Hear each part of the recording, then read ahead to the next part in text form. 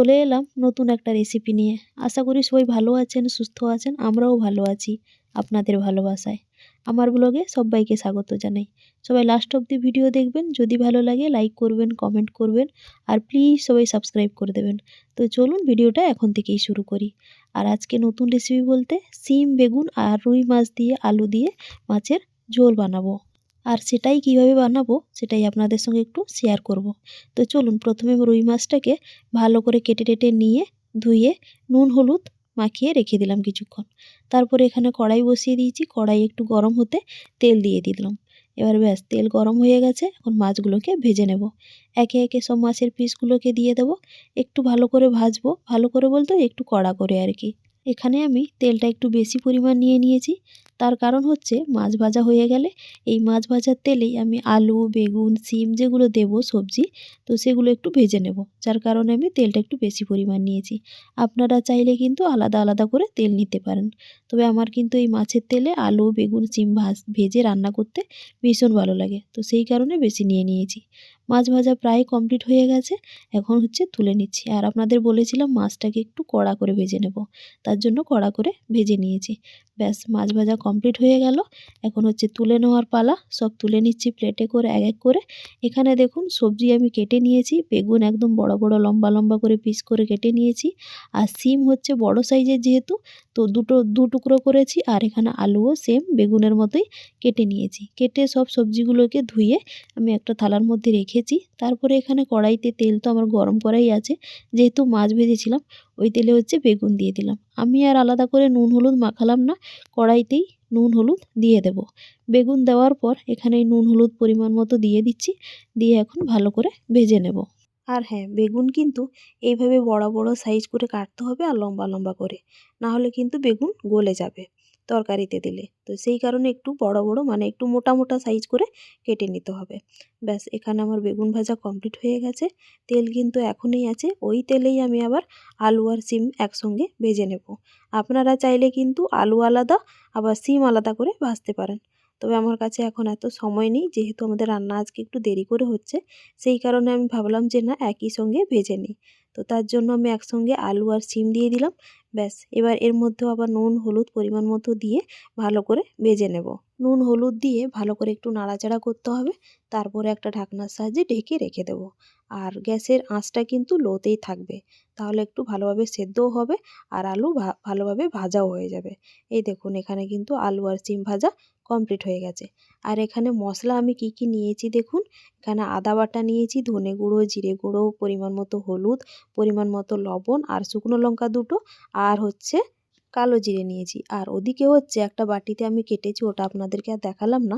সেটা হচ্ছে পেঁয়াজ একটু কেটেছি আর হচ্ছে একটু টমেটো কেটেছি, মানে একটা টমেটো কেটেছি। এখানে তরকারি রান্না করার জন্য প্রথমে কড়াইতে তেল দিয়ে দিলাম। তেল একটু গরম হতেই এখানে দিয়ে দিলাম হচ্ছে শুকনো লঙ্কা দুটো দিলাম আর হচ্ছে একটু কালো জিরে দিলাম।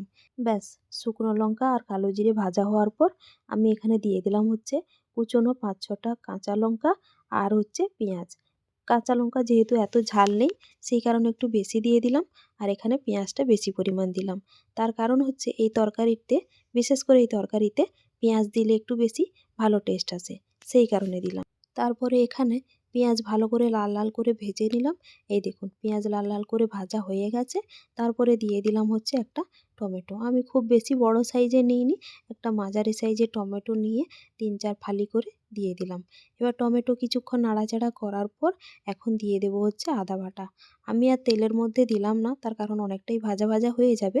এখন এই পেঁয়াজ আর টমেটোর ওপর দিয়ে একটু কষালে কিন্তু আদার গন্ধটা খুব সুন্দর আসে আর কিন্তু তরকারির টেস্ট ভালো আসে।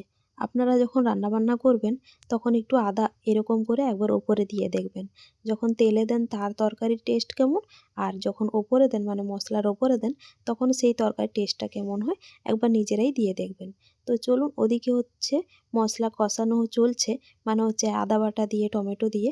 এদিকে আমি ততক্ষণ পরিমাণ মতো হলুদ, লবণ, ধনে গুঁড়ো আর হচ্ছে জিরে গুঁড়ো একটা বাটির মধ্যে জল নিয়ে আধ বাটি মতো ওখানে দিয়ে সবগুলো একসঙ্গে ভালো করে মিক্সড করে নিলাম। ব্যাস এদিকে মশলা প্রায় কষানো কমপ্লিট। এই তরকারি কিন্তু খুব বেশি মশলা লাগে না কিংবা তেলও বেশি লাগে না, অল্প তেলেই হয়ে যায়। আমি এখানে দেখুন যেহেতু অল্প তেল দিয়ে দিয়েছিলাম, যার জন্য তেল পুরো কড়াইতে শুকে গেছে। ব্যাস এখন হচ্ছে মশলা গলানো জলটা দিয়ে দিলাম, দিয়ে একটু ভালো করে কষিয়ে নিলাম। এই দেখুন কষানো প্রায় মশলা কমপ্লিট। এখন দিয়ে দেবো হচ্ছে ভাজা যে সবজিগুলো রেখেছি, মানে হচ্ছে আলু আর সিমটা দেব। তার কারণ হচ্ছে বেগুন এখন দিলে কিন্তু গলে যাবে পুরো, আর ঘাঁটতে ঘাঁটতে কিন্তু আরোই গলে যাবে। যার কারণে আমি আর দিলাম না বেগুনটা, আলু আর সিমটা দিয়ে ভালো করে একটু কষিয়ে নেব। কষানো হয়ে গেলে তারপরে আমি জল দিয়ে দেব। ব্যাস রান্না কিন্তু প্রায় কমপ্লিট। খুব বেশি ঝামেলাও নেই, আর খুব তাড়াতাড়িও হয়ে যায়। শুধু একটু ভাজতে সময় লাগে, নাহলে কিন্তু বেশিক্ষণ আর সময় লাগে না।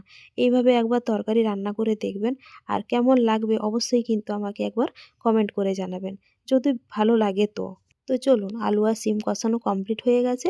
এখন দিয়ে দিলাম হচ্ছে পরিমাণ মতো জল। আমি যেহেতু এখানে মাছের ঝোল বানাবো পাতলা করে, সেই কারণে একটু বেশিই জল দিলাম। আপনারা যদি মাখা মাখা করতে চান তাহলে হচ্ছে জলটা একটু কম দেবেন। যেহেতু এখানে সব সবজিগুলো ভাজা হয়ে গেছে, সেদ্ধও হয়ে গেছে, সেই কারণে এখানে বেশি জল না দিলেও চলবে। ব্যাস জল দেওয়া হয়ে গেল। জল দেওয়ার পর মিনিমাম ১ মিনিট মতো ফোটাবো। আর তারপরে হচ্ছে এই দেখুন ফুটে উঠলেই, মানে ওই যে ১ মিনিট মতো ফোটাবো, ফুটে গেলেই তারপরে হচ্ছে আমি এখানে দিয়ে দেবো বেগুন। বেগুন দিয়ে আবার ১ মিনিট মতো ফোটাবো, তারপরে হচ্ছে আমি মাছ দেবো। বেগুনগুলো কিন্তু শেষে দিলে কি হয়, আর ভেঙে যাবে না কিংবা গুঁড়ো হয়ে যাবে না, গোটা গোটা থাকবে, আর খাওয়ার সময় কিন্তু বেশ ভালো লাগবে। সেই কারণে কিন্তু বেগুনটা শেষে দেওয়া। ব্যাস বেগুনটা দিয়েও কিন্তু ১ মিনিট মতো ফোটাবো। তারপরে আমি এখানে দিয়ে দেবো হচ্ছে ভাজা মাছগুলোকে। একে একে মাছের পিসগুলোকে দিয়ে দেবো।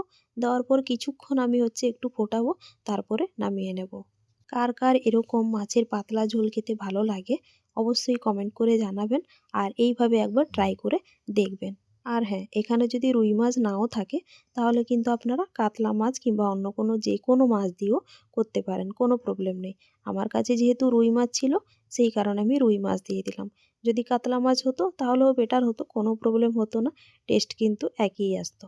মাছ দিয়ে কিছুক্ষণ ফুটিয়ে নিলাম, তারপরে এখানে দিয়ে দিলাম হচ্ছে ধনেপাতা, ওপরে ছড়িয়ে দিলাম, দিয়ে এবার হচ্ছে নামিয়ে নেব।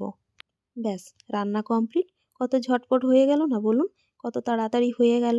বেশি ঝামেলাও নেই, বেশি মশলাপাতিও লাগে না, আর খুব অল্প সময়ের মধ্যেও হয়ে গেল। রান্না তো হয়ে গেল, এখন একটা বাটির মধ্যে ঢেলে নেব। এই দেখুন একটা বাটির মধ্যে ঢেলে নিয়েছি। কত পাতলা ঝোল হয়েছে, খেতেও কিন্তু খুব টেস্টি হবে। তো চলুন আজকের ভিডিওটা এখানেই শেষ করি। সবাই ভালো থাকবেন, সুস্থ থাকবেন, দেখা হচ্ছে নেক্সট ভিডিওতে। জোহার। আর হ্যাঁ, যদি ভিডিওটা দেখে ভালো লেগে থাকে তাহলে কিন্তু অবশ্যই কমেন্ট করে জানাবেন।